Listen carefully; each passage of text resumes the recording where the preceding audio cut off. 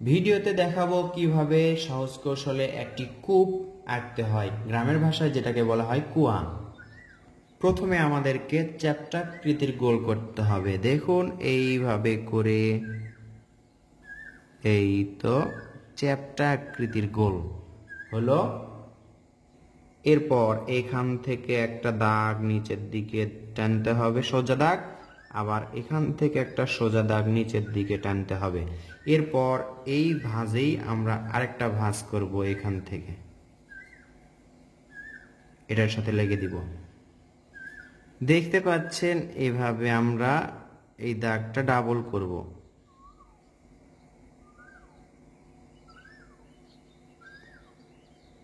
আস্তে করে একই রকম করে উপর দিয়ে আরেকটা দাগ দিব, যেন ডাবল হয়ে যায়। দেখতে পাচ্ছেন দাগটা হুবহু এরকম হতে হবে ডাবল।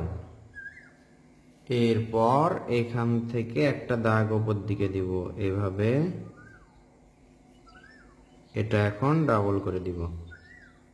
এটা হচ্ছে খুঁটি, কাঠের খুঁটি একটা, এই পাশে আরেকটা, একই রকম করে এটা ডাবল করে এভাবে। একটু আঁকা বাঁকা হলেও সমস্যা নেই।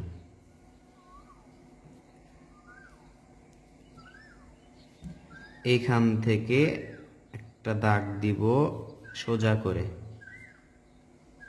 এটা বের করে দিব।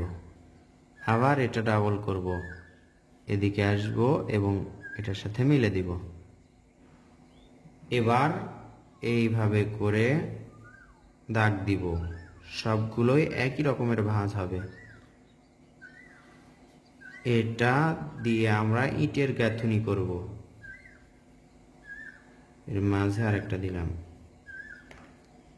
এখন দেখতে পাচ্ছেন এই একটা, এর নিচে একটা, এই সোজা বরাবর, আবার এইখানে আবার একটু পর একটা, দুইটা গুনতে হবে না, এরকম করে দিতে হবে। আবার এখানে, এখানে, এখানে। এরপর কি করতে হবে দেখুন, এর মাঝে করে একটা দাগ দিতে হবে, এখানে, এখানে, এখানে। আবার এটাতে, এটাতে, এটাতে। দেখুন একটা পর পর কিন্তু দিচ্ছি এভাবে। এই তো সুন্দর, দেখুন নকশা হয়ে যাচ্ছে ইট গাঁথার মতো। আরেকটা দিয়ে দিলাম, হয়ে গেল সুন্দর একটি কূপ। এরপর দেখতে পাচ্ছেন নিচের অংশে, এই তো এই দাগটা, এই দাগের ওপর থেকে নিচের অংশে আমরা গাঢ় করব। এই আলো ছায়া দেওয়ার কারণে কূপটা অনেক সুন্দর লাগবে। খেয়াল করুন, নিচের দিকে গাঢ় করছি, উপরের দিকে হালকা করছি। ভিডিওটি একটু লম্বা হয়ে যাচ্ছে, না টেনে একটু বুঝিয়ে আপনাদেরকে দেখাচ্ছি, এজন্য ভিডিওটি লম্বা হয়ে যাচ্ছে। দেখবেন এবং শিখবেন। ভিডিওটি যদি টেনে দেখায় তাহলে হয়তো তেমনটা বুঝতে পারবেন না, যতটা বুঝতে পাচ্ছেন বা বোঝাতে পারছি কথা বলে। দেখে কি মনে হচ্ছে দেখুন, এর মাঝে ফাঁকা আছে। এরপর পেন্সিলটা এভাবে নিতে হবে। তার আগে আমরা এখান থেকে একটা দড়ি এর ভিতরে ফেলে দিলাম, আবার এই দড়িটা একটু উপরে উঁচু করে দিলাম, দেখুন এভাবে। আবার এখান থেকে এই তো এটা মাটিতে ফেলে দিলাম, দড়িটা একটু মোটা করে দিলাম। তো বন্ধুরা, এরপর পেন্সিলটা এভাবে ধরলাম, চ্যাপটা করে, মানে সাইড করে ধরলাম। এখন এই পাশে একটা দাগ দিব, এই পাশে এভাবে দাগ দিব। দাগ দেওয়ার পর কাগজটা আমরা এভাবে করে ঘুরে নিব। ঘুরে নেওয়ার পর আবার এই পাশ থেকে দাগ দিব, উপরে তুলে নিব। দেখুন এখন কেমন লাগছে। এরপর আবার এই সাইড করব এবং নিচে গাঢ় করব, এই কাঠের নিচে আমরা গাঢ় করব। তাহলে স্কেচটা আমাদের সহজেই হয়ে যাচ্ছে।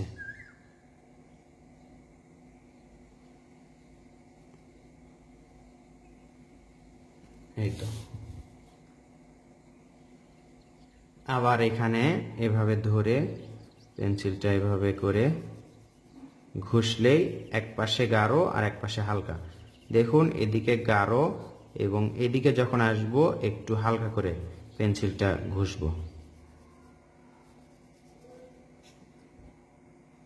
এখানে গাঢ়, আর উপর দিকে হালকা। আবার একই রকম করে এই পাশে ঘুরালাম, ঘুরানোর পর এখানে একটু গাঢ় করব। প্রথমে গাঢ় করে নিব, গাঢ় করার পর এদিকে যখন আসবে তখন কিন্তু হালকা হবে।